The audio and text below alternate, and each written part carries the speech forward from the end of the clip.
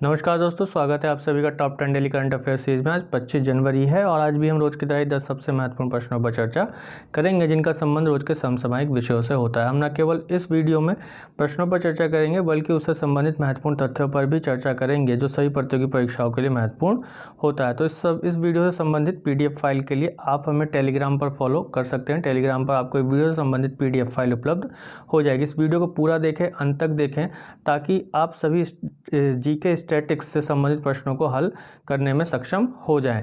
ज़्यादा से ज़्यादा अपने दोस्तों में शेयर भी करें हमारी इस वीडियो को, और जिन लोगों ने अभी तक हमारे YouTube चैनल को सब्सक्राइब नहीं किया है सब्सक्राइब कर लें और बेल आइकन को प्रेस जरूर करें ताकि आप जुड़ सकें लक्ष्य के साथ और बढ़ सकें अपने लक्ष्य की ओर। तो इसी के साथ चलते हैं कल के वीडियो के अंत में पूछे गए प्रश्न पर। तो कल के वीडियो के अंत में पूछा गया प्रश्न कुछ इस प्रकार था कि ईरान की मुद्रा क्या है। ऑप्शन है रियाल, दिरहम, तोमान या इनमें से कोई नहीं। तो इसका आंसर होगा तोमान। पहले ईरान की मुद्रा रियाल हुआ करती थी और अभी फ़िलहाल में इसका मुद्रा क्या कर दिया गया है, तोमान कर दिया गया है। रियाल के स्थान पर तोमान इसकी मुद्रा हो गई है, जिसको अभी हाल ही में बदला गया। हालांकि देखा जाए तो रियाल से पहले ईरान की जो मुद्रा होती थी वो तोमान ही होती थी, लेकिन उसको बदल के रियाल कर दिया गया था। अब फिर से ईरान की मुद्रा को तोमान कर दिया गया है। तो इसी के साथ चलते हैं आज के वीडियो के पहले प्रश्न पर।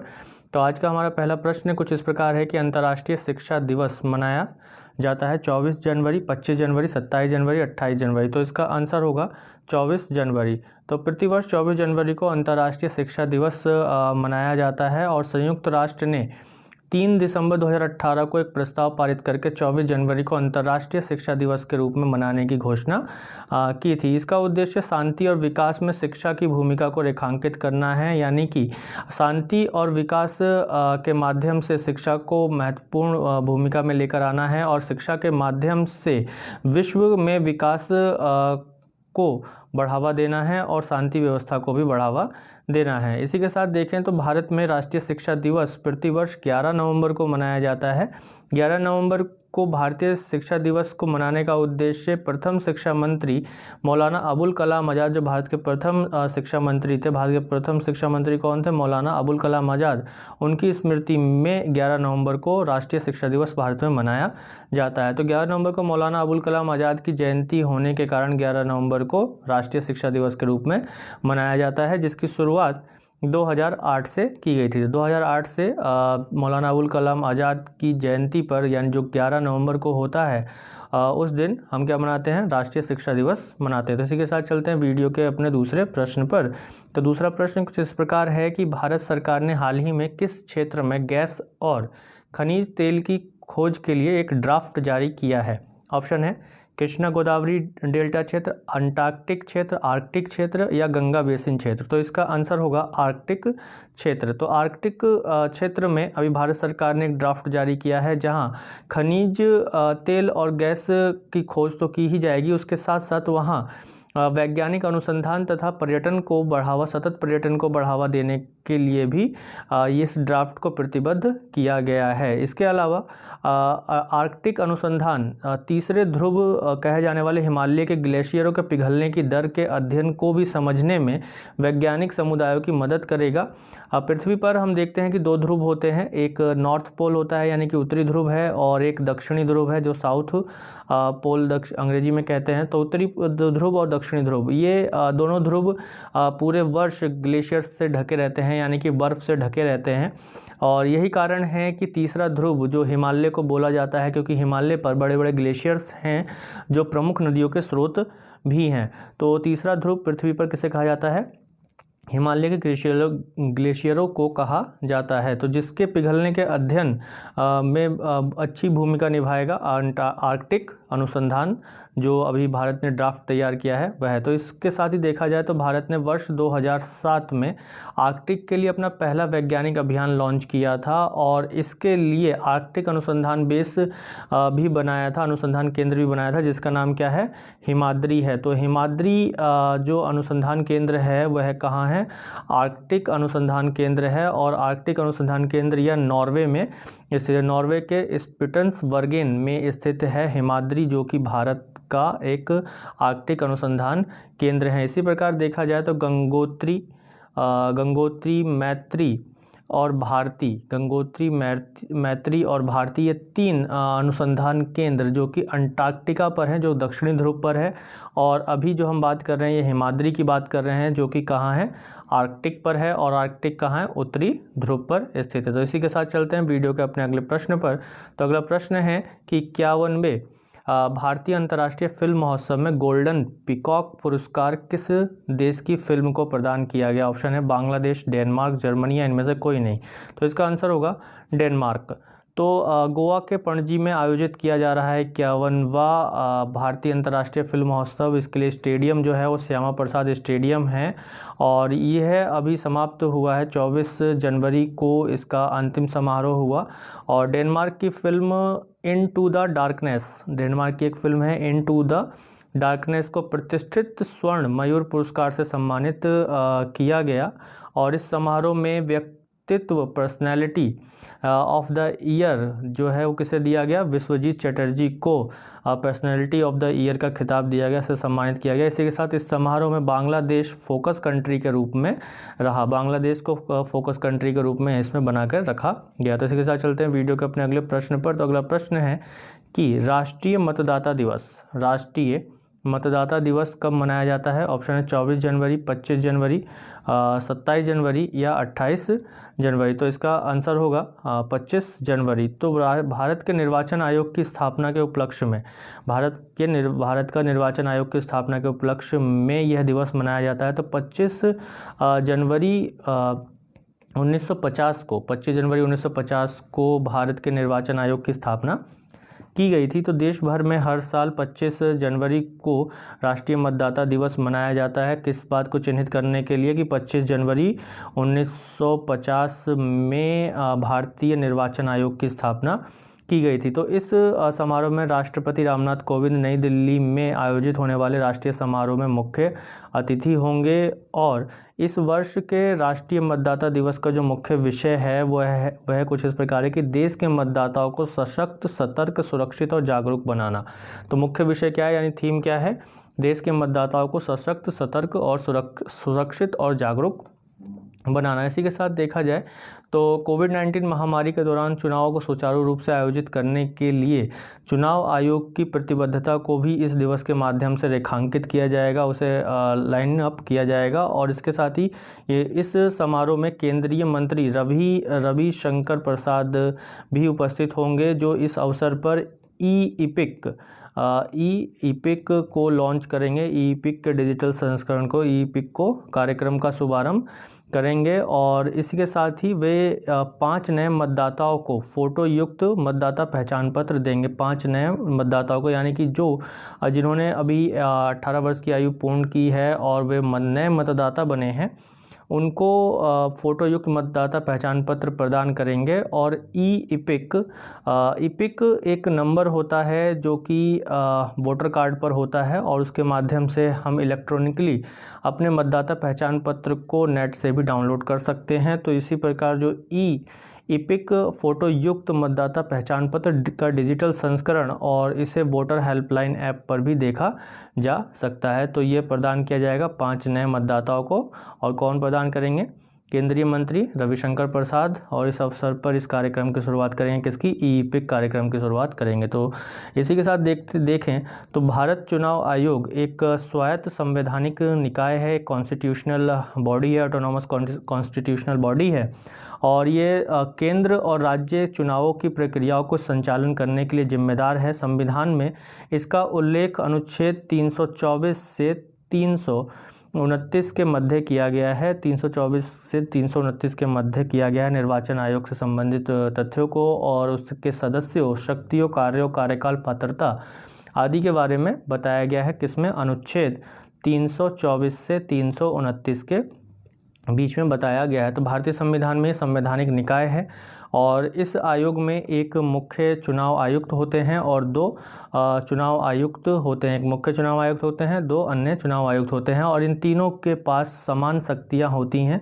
इसमें शक्ति का कोई अंतर नहीं होता है तीनों के बीच, तीनों के पास समान शक्तियां होती हैं। और इन्हें राष्ट्रपति द्वारा नियुक्त किया जाता है जिनका कार्यकाल 6 वर्ष का होता है या फिर आयु जो कि 65 वर्ष हो, जो भी पहले हो वह तक अपने पद पर बने रहते हैं। वर्तमान में जो मुख्य चुनाव आयुक्त हैं कौन है? वर्तमान में मुख्य चुनाव आयुक्त हैं सुनील अरोड़ा। सुनील अरोड़ा वर्तमान में मुख्य चुनाव आयुक्त हैं, चीफ इलेक्शन कमिश्नर है। तो इसी के साथ चलते हैं वीडियो के अपने अगले प्रश्न पर। तो अगला प्रश्न कुछ इस प्रकार है कि उत्तर प्रदेश का स्थापना दिवस कब मनाया जाता है? ऑप्शन है 24 जनवरी, 25 जनवरी, 27 जनवरी या 28 जनवरी। तो 24 जनवरी को प्रतिवर्ष उत्तर प्रदेश अपना स्थापना दिवस 24 जनवरी को मनाया। और उत्तर प्रदेश राज्य की स्थापना कब की गई थी? 24 जनवरी 1950 में की गई थी। 24 जनवरी 1950 में की गई थी, जो कि पहले ये संयुक्त प्रांत के रूप में जाना जाता था।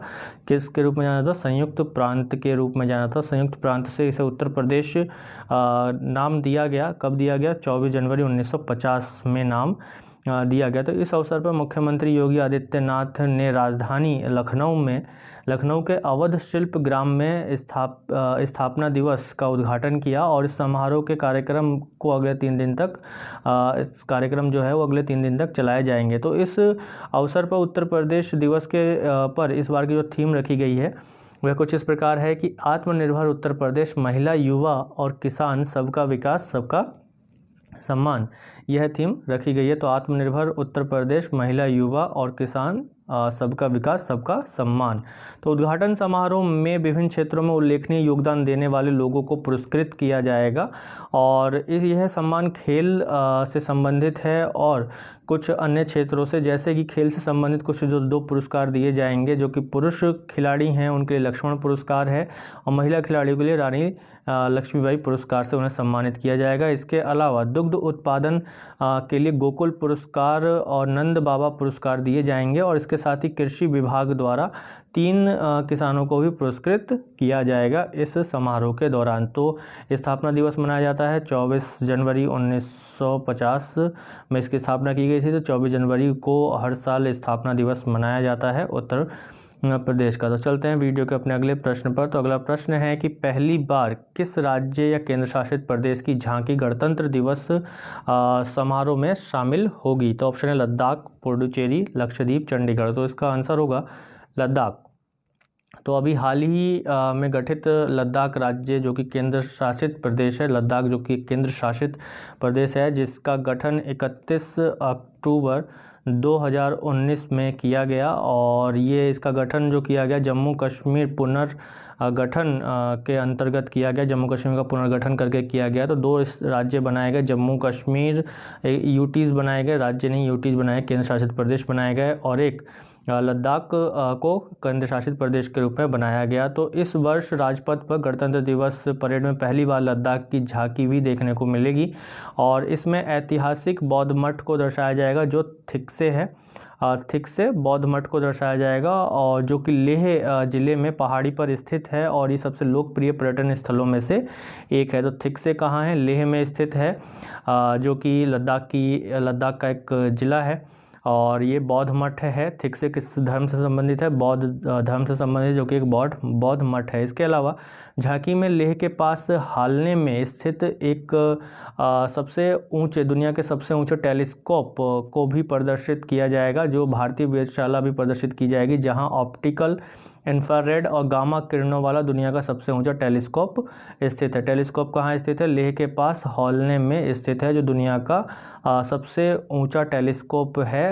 कहाँ है? लेह हेलने में स्थित है। उसे भी झांकी में दर्शाया जाएगा।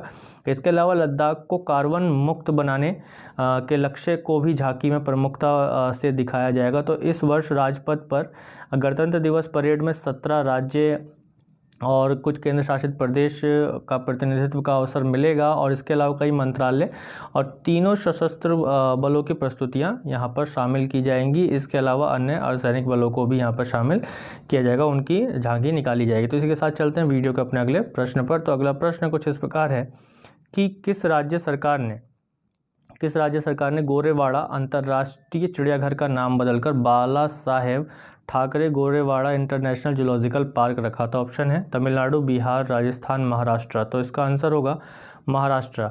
तो हाल ही में महाराष्ट्र सरकार ने भारतीय राजनीतिज्ञ बाला साहेब ठाकरे की याद में गोरेवाड़ा अंतर्राष्ट्रीय चिड़ियाघर का नाम बदलकर Bala Saheb Thackeray Gorewada international zoological park रखा है। और ये प्राणी उद्यान कहाँ है? नागपुर में स्थित है, नागपुर महाराष्ट्र में स्थित है और नागपुर में यह स्थित है। यह राष्ट्रीय उद्यान, यह जूलॉजिकल पार्क जो है वो कहाँ स्थित है? नागपुर महाराष्ट्र में स्थित है। बाला साहेब ठाकरे ने 1966 में भारत में एक दक्षिण पंथी मराठी क्षेत्रीय राजनीतिक दल शिवसेना की स्थापना की थी। तो इसी के साथ चलते हैं वीडियो के अगले प्रश्न पर। तो अगला प्रश्न है कि भारत की पहली एयर टैक्सी सेवा शुरू किस शहर से हुई, किस शहर से शुरू की गई? तो ऑप्शन है चंडीगढ़ लखनऊ, चंडीगढ़ हिसार, लखनऊ करनाल या हिसार पटना। तो इसका आंसर होगा चंडीगढ़ और हिसार।